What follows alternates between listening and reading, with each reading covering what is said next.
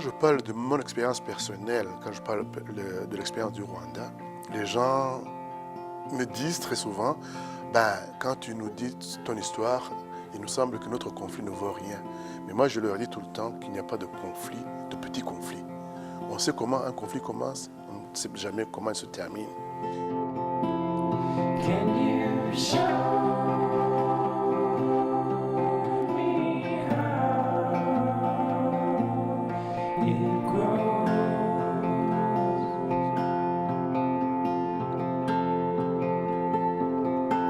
And let me know.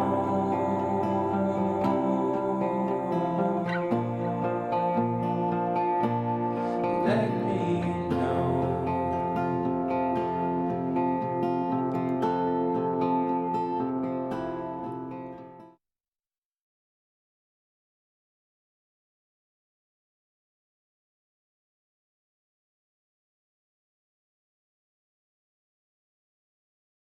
It's like having a pain and there's a problem.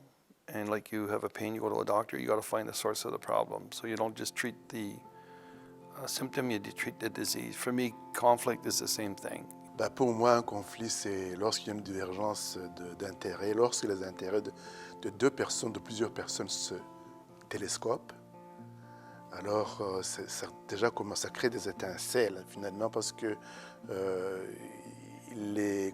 lorsque ces intérêts-là ne rentrent pas en ligne droite, qui se heurtent, c'est ça un conflit, pour moi. It's people who see things differently, but also people sometimes who've been in situations where some serious things have happened to them and they've been left victimized and they've been left in a state of conflict. So their energy is no longer into enjoying healthy relationships, it's in struggling to put forth their point of view.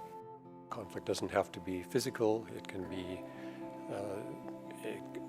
it doesn't even have to be expressed. It can be an emotion towards somebody who is different than you. Some are related to the personal attitude, belief, and value, and that tend to be deep inside and could be so-called deep-rooted or identity-based conflict. How we deal with conflict depends upon what is the value system that we have in relation to conflict, what are the tools that we have to deal with conflict so that we can continue to channel conflict so that it's either going to result in people coming together with a better relationship, creating something new, or finding a way that they can agree upon to live together in a way that's not going to be mutually hurtful. And often people that are in the conflict need to be helped to deal with the emergency, to sort of save the body and then move into other things. So I find that conflict has many levels and different dimensions, so it's important to look at it in those holistic terms to be able to help people resolve it both in terms of their external and their internal peace. And in really extreme situations where there are significant injustices that people have been living with some time, then essentially you have to create conflict in order to start the process of change. We can change the way we are together, and it just puts a whole lot more energy into living.